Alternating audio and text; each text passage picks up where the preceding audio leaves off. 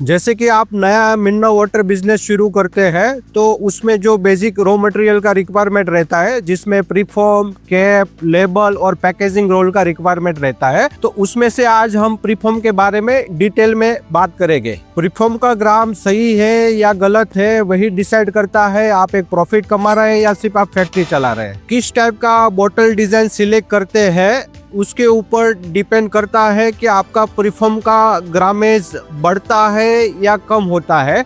अगर आपका प्रीफॉर्म का ग्रामेज बढ़ता है तो आपका जो प्रोडक्शन कॉस्ट है वो आपका बढ़ेगा, आपका रॉ मटेरियल कंजप्शन है वो भी बढ़ेगा, क्योंकि वाटर बॉटल का टोटल कॉस्टिंग का 60 to 70% हिस्सा है वो प्रीफॉर्म के ग्रामेज के ऊपर डिपेंड करता है। तो अगर आप सही ग्राम का प्रीफॉर्म यूज करेंगे तो आपका प्रोडक्शन कॉस्ट कम आएगा, अल्टीमेटली आपका जो प्रॉफिट है वो बढ़ेगा। अगर मैं आपको एक एग्जांपल के तौर पे समझाऊं, अगर आप 1 लीटर बोतल का प्रोडक्शन करते हैं, अगर वो बोतल आप 19 ग्राम में प्रीफॉर्म में बनाते हैं, आपका 52 बोतल बनेगा। वही बोतल अगर आप 18 ग्राम में बनाते हैं तो 55 बोतल आपको 1 केजी में से बनेगा। वहाँ पे आप देखेंगे तो 3 बोतल का आपको 1 केजी में फर्क आएगा। अगर मान लो कि आप 60 बीपीएम का प्लांट आप चलाते हैं तो 1 घंटे में आपको 4 से 5 केजी का अप्रोक्सीमेट फर्क आएगा। और अगर एक दिन का कैलकुलेशन करेंगे तो नियर बाय 40 से 45 किलो का डिफरेंट आ सकता है। और एंड ऑफ द मंथ की अगर आप बात करें तो 1000 केजी जैसा समथिंग आपको रॉ मटेरियल में आपको मुनाफा